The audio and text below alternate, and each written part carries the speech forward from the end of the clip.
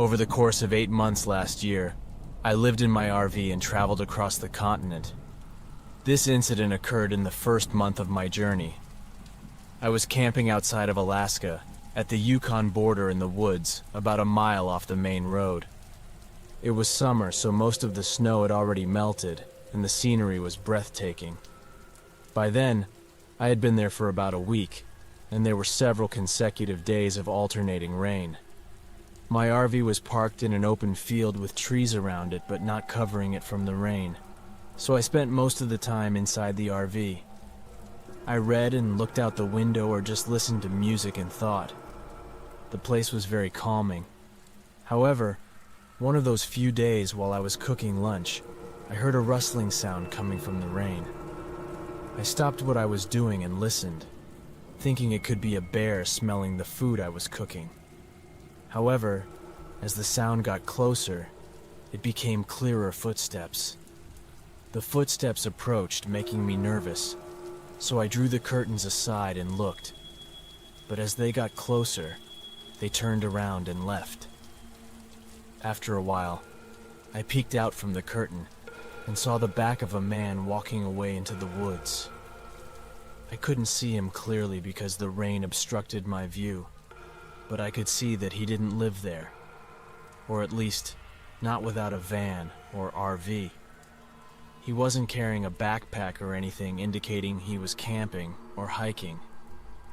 Why was he here, in the middle of nowhere by the roadside, made me worried, unless by chance he stumbled upon my spot. I checked a few times throughout that day but didn't see anything suspicious again. When night fell, the rain became heavier, and some lightning started to appear. I prepared the RV to ensure everything was sealed properly.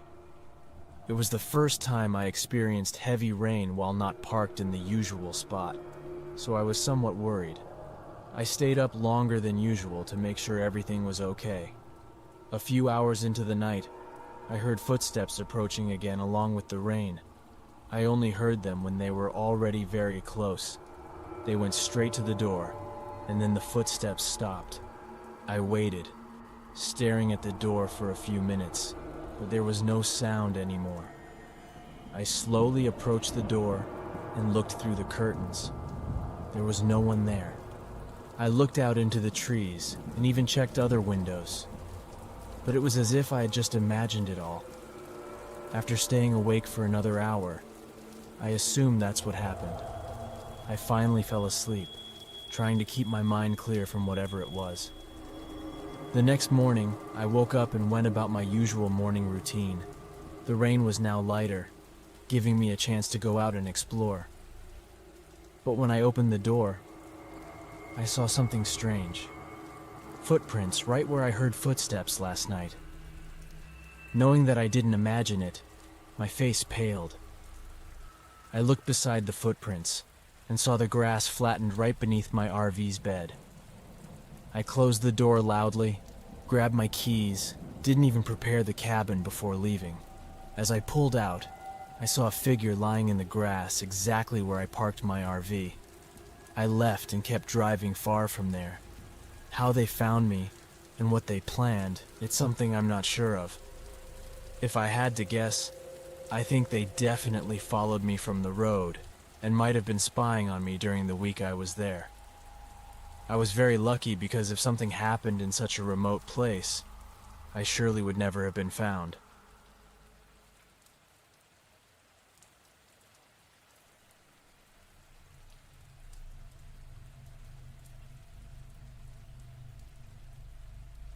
It was a weekend night, and my parents went out of town for a few days, so I invited my friend Matthew to stay overnight at home. We are both 14 years old, so having a night without parents around was too good to pass up. Matthew came over at 8 o'clock, walking across the street in a storm that had started since noon. As I let Matthew in, he was soaking wet. I guess neither of us realized how heavy the rain was pouring. He quickly changed into dry clothes, and we immediately turned on the Xbox. We played various games for the next 5 hours without any plans to stop anytime soon. We even discussed staying up all night and playing games until morning. But while playing one of our games, we suddenly heard knocks on the back door. Loud knocks, like someone was banging on the door. Matthew and I looked at each other, indicating that we both didn't know who it was or why there was someone at the back door. We both stayed in the living room and didn't move, not wanting anyone outside to see us. Someone called for help, their voice muffled by the rain. We were both too skeptical and scared to even let that person see us. But we were also hesitant to call the police without knowing who they were or why they were there. I guess, for some reason, we thought we would get into big trouble if we called the police, and it turned out to be nothing. We agreed that one of us should go through the kitchen and see who it was. Our kitchen is on the left side of the house and the back door is in the middle, so the plan was to see them without being seen. I took the initiative and sneaked over there, tilting only my head from behind the wall and looking towards the door. The knocks suddenly stopped, and they stopped asking for help. Outside was foggy, dark, and rainy, but through it, I could make out the outline of a large figure right near the door, but I couldn't see their facial features or even recognize their direction. I returned to Matthew and told him what I saw. However, during our conversation, we realized we hadn't heard anything for a while. I went to the kitchen and checked again, but this time there was no one there. We listened for signs of their presence for the next 10 minutes, but eventually went back to playing games. I guess we chalked it up to a mistake or something else. I don't know, but then again, we're still very young and anxious about calling the police over something we doubt. We played for another 15 minutes, but it didn't feel as fun as before, so we decided it was better to stop and just watch TV before going to sleep. I stood up and turned to grab the remote, and I was startled by a pair of sharp eyes staring at me through the window. His face was almost pressed against the glass with rain streaming over his long hair, and his eyes wide open looked like he was crazy. I was shocked, but Matthew must have turned around too because he screamed and started running to the other side of the house, and I followed him. We both heard several thuds on the window as if he was trying to open it or something, but then it went quiet. Matthew called his parents, who then called the police for us, but by then it was all over. The officers found some muddy shoe prints outside the house, which made us, Matthew and I, feel relieved knowing that they trusted us. But we were both still scared. Anyone could have stood outside the window and spied on us for almost 30 minutes. The thought still sends shivers down my spine just thinking about it. The man was never identified, but he never came back either. What would happen if we tried to help him would probably not be good. I just hope no one else falls into his trap or makes the same mistake we made that almost threatened our lives.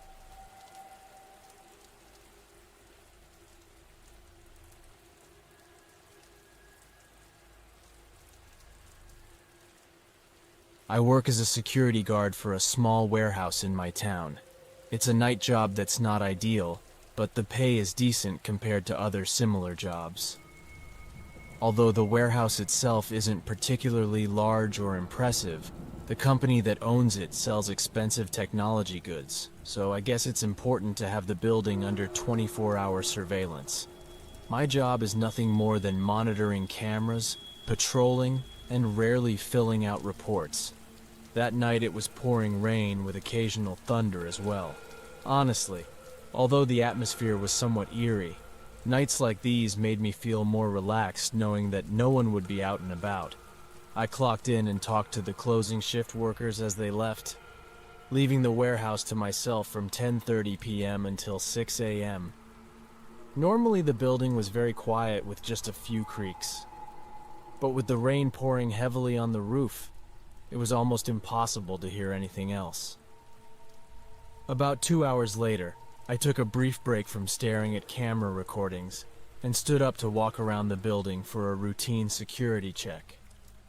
I walked to the far end where most of the actual storage parts of the warehouse were located, then started walking towards the other end, but a soft beep began echoing through the hallways. It was an alert coming from the security room. I briskly walked over and checked it, seeing that it was a lock sensor on the back door indicating someone was trying to open it. I pulled up the live camera feed covering that door, but there was no one out there. After a few minutes, I went to the back door myself to check it out, thinking maybe the sensor was malfunctioning or the rain had disrupted something. I disabled the alarm and opened the door, then looked around, seeing nothing else but an empty alley behind the warehouse. There was nothing strange about the door itself. I'm no expert in that, but I tried testing it, and it never failed to detect the lock.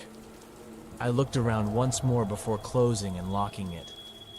Unfortunately, although I didn't see anyone or anything, I still had to make a full report about the incident, because the alarm appeared in the system. So I returned to the security office and started filling out the forms. Just a few minutes later, banging sounds echoed throughout the building. I jumped and stared down the hallway, unsure exactly where the sound was coming from or what it was. I left the room and stood in the hallway listening for any other noises, but didn't hear anything except the rain falling on the roof.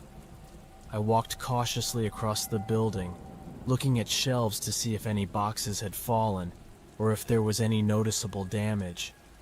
But as I got closer to the front of the building, the sound of rain started to get louder.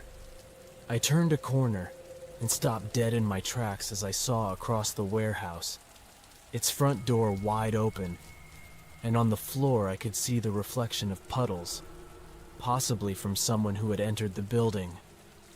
I ran back and locked myself in the room, hitting the emergency button to immediately contact the police. While I waited, I heard a few thuds from inside the building, and then remained quiet until the police arrived. I waited outside and gave a report to one of the officers while two others searched the warehouse. A few minutes later, they returned with a man in handcuffs. They said he was hiding behind some boxes in the storage area with a hammer in his hand, and as he passed by me, he gave me a cold stare that sent shivers down my spine. A few days later, the police reported that the man seemed to be under the influence of drugs and gave no reason for his actions. It was unclear what he intended to do, but he was hiding with a hammer in his hand after forcing his way in, and because he was so intoxicated, it couldn't be determined what he might have done. Luckily, he's still behind bars, and I no longer work late nights in that creepy warehouse. But that night still left a chilling feeling on me, especially on rainy nights when I couldn't see or hear my surroundings.